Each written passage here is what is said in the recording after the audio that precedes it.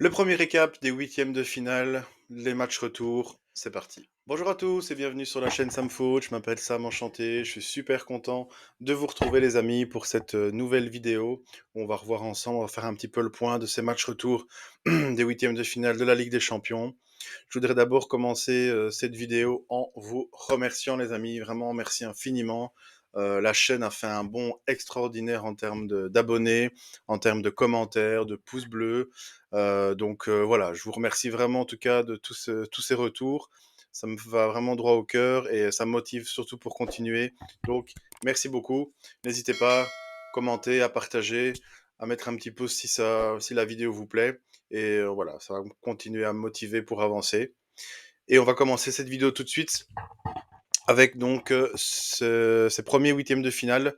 Donc c'était mardi soir avec cette victoire ici du Bayern de Munich contre la Lazio de Rome, avec un match vraiment à sens unique, avec un 3-0 pour le Bayern, donc qui les qualifie. Ils avaient perdu à l'aller 1-0.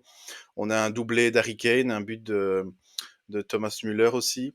Quand on voit les stats, ça va que dans un sens. Franchement, on voit vraiment que ça va que dans un sens en termes de possession, de tir, voilà, c'est vraiment voilà, la Lazio a eu beaucoup de corners, de coups francs pardon, beaucoup plus de cartes jaunes et un sauvetage de gardien, mais sinon tout le reste, c'est une catastrophe ambulante.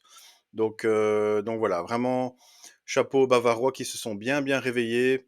Score 3-0 et donc une qualification ici, pour le Bayern. L'autre match de la soirée, c'était le match de la Real Sociedad contre le PSG, où on a 1-2. L'aller, c'était 2-0 pour le Paris Saint-Germain, avec un doublé de Mbappé et Merino qui, en fin de match, sauve l'honneur. Alors, ce match-là, j'ai vu beaucoup de choses passer sur les réseaux, sur YouTube, sur Eurosport, mais bon, voilà. J'ai envie de dire, c'est aussi des médias français, donc c'est un peu le pluralisme, mais pas trop là.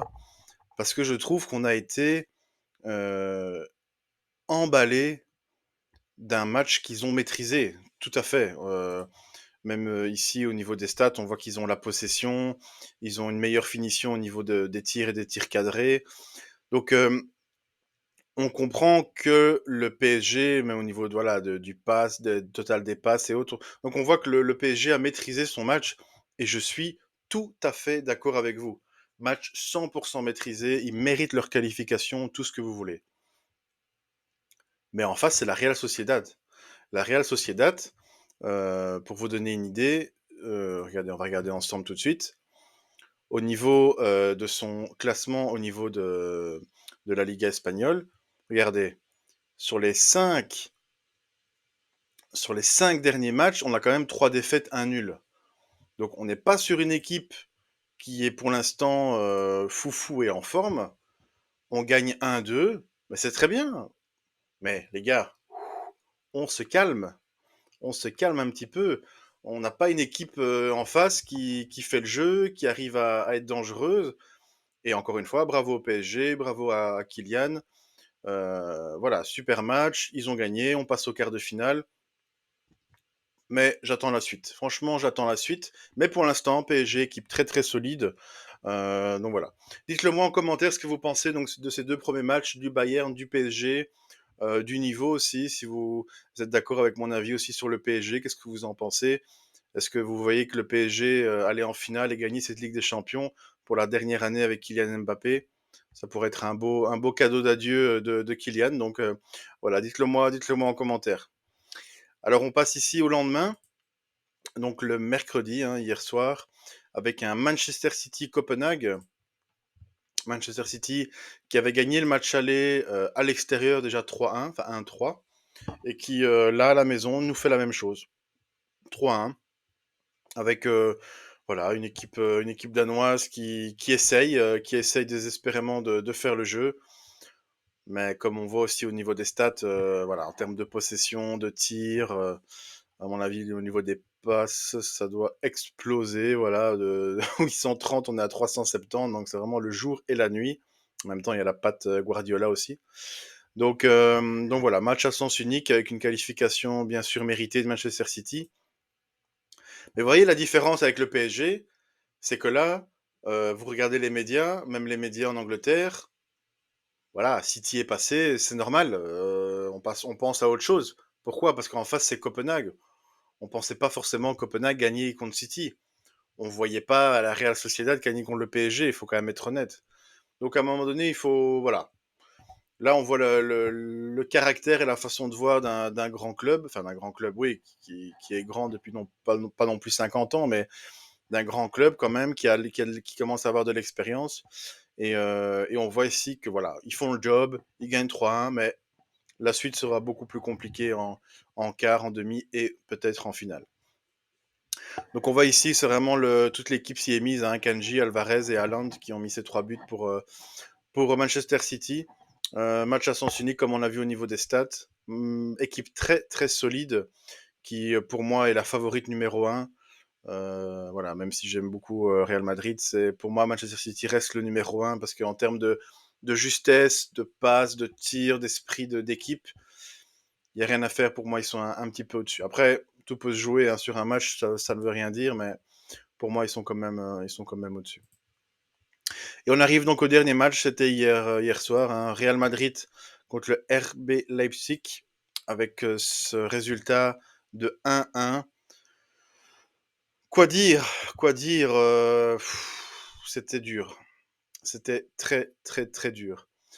Premier point, la formation. Là, Carlo, je t'ai pas compris. Franchement, je t'ai pas du tout compris. On gagne 1-0, euh, on gagne 1-0 à l'extérieur à l'aller. On s'en fiche même maintenant de l'extérieur et du domicile, mais bon, on gagne 1-0 lors du premier match. Tout est encore possible. Je veux dire, Leipzig aurait pu mettre un but dans le premier quart d'heure. Le match repartait de 0-0. Et là, de casser le jeu vraiment, avec un Kamavinga, Kroos, Chouameni, excusez-moi, c'est très défensif.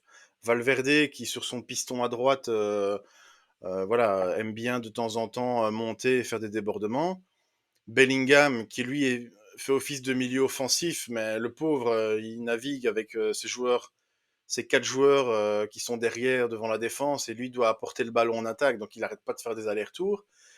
Et Vinicius qui, bah, lui, le pauvre, là, il est attaquant de pointe, mais Vinicius, concrètement, moi j'ai vu le match, il a passé son temps à son côté gauche. Et c'est son poste, entre guillemets. Et donc la première mi-temps a été catastrophique. La première mi-temps, heureusement que Leipzig, et d'ailleurs on le voit ici au niveau des stats, le Openda, 6,8, le gars il avait les pieds carrés hier, hein. Il avait les pieds carrés, il avait 2 pieds gauches hier. Et grâce à ça, on est à du 0-0, on est à du 0-0 à la mi-temps. Donc c'était très très chaud. Franchement, une formation, j'ai vraiment pas compris d'Ancelotti. Ça m'a vraiment vraiment fait peur, quoi. On le voit d'ailleurs ici, hein, les stats de la première mi-temps. 0 tir cadré de Madrid.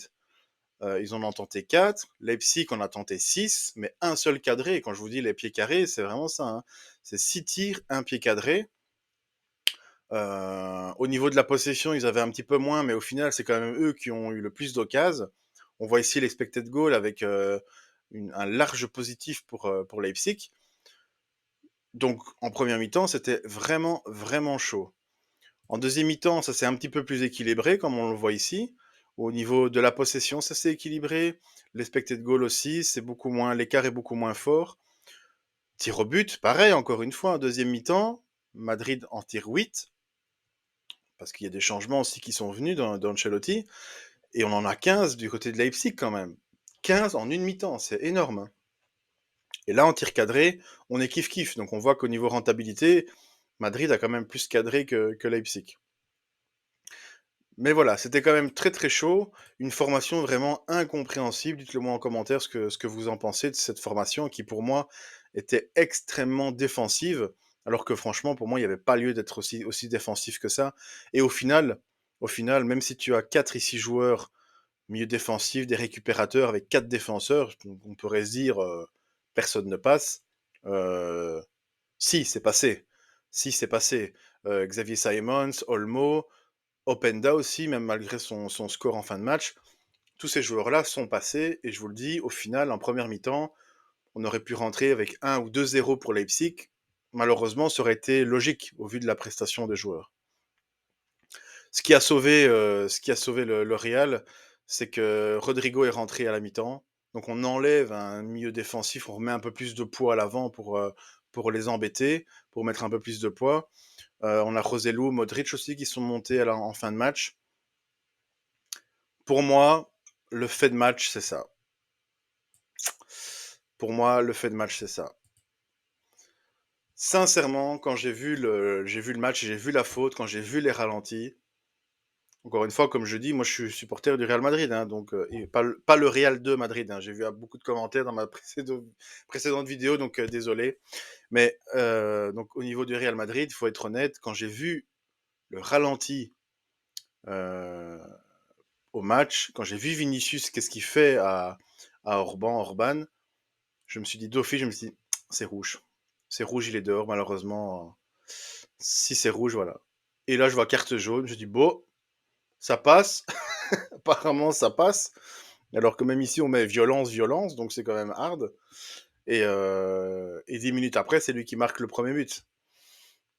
Donc voilà, je sais que ça va encore discuter, peut-être en Allemagne ou voilà, sur d'autres médias, mais je pense que ça, c'est pour moi le fait de match. Sincèrement, c'est le fait de match parce que si Vinicius sort et qu'on a une carte rouge, c'est plus du tout la même chose. Et on leur serait revenu au même problème qu'en première mi-temps avec un Rodrigo qui remplace Vinicius et toujours Rodrigo Bellingham devant, ils savent rien faire.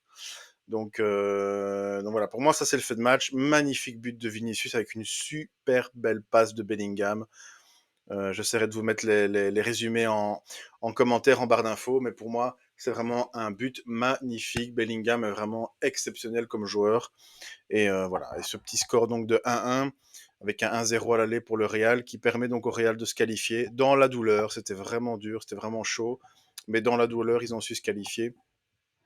Et donc, bah, ça, c'est le plus important, surtout quand on est supporter. Une victoire est une victoire, donc voilà. Alors ici, au niveau des tableaux, on voit un petit peu les matchs donc, qui auront lieu la semaine prochaine. On va regarder ici directement.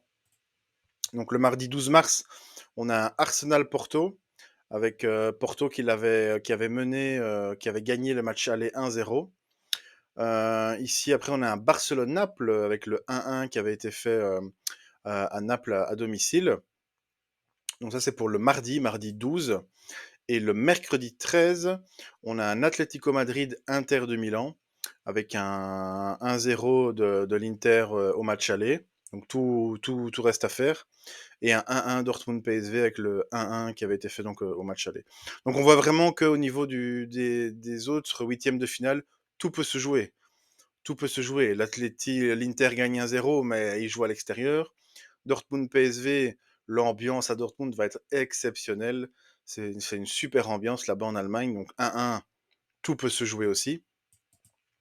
Et donc au mardi 12, tout peut se jouer aussi 1-1 avec un Barça qui est vraiment pas top pour le moment et Naples qui de temps en temps a un petit éclair de génie, donc tout peut se jouer. Et pareil ici, Porto, même si Porto a gagné 1-0 à l'extérieur, là ils jouent à la maison en Angleterre chez Arsenal avec leurs supporters. Tout peut se jouer aussi dans une ambiance de Champions League. Donc on voit que vraiment le tableau est encore bien ouvert et je pense qu'on peut avoir des belles surprises. Voilà les amis, c'était ma petite vidéo donc sur les matchs retour, huitième de finale de Champions League. J'espère que cette vidéo vous a plu. Comme d'habitude, si ça vous plaît, n'hésitez pas à vous abonner, à activer la petite cloche, à mettre des commentaires aussi pour faire vivre un petit peu la chaîne, ça c'est toujours chouette. Donc voilà, je vous remercie en tout cas pour tous vos retours encore une fois. Ça me fait super plaisir, ça me motive. Et on se revoit bientôt pour une prochaine vidéo. Ciao!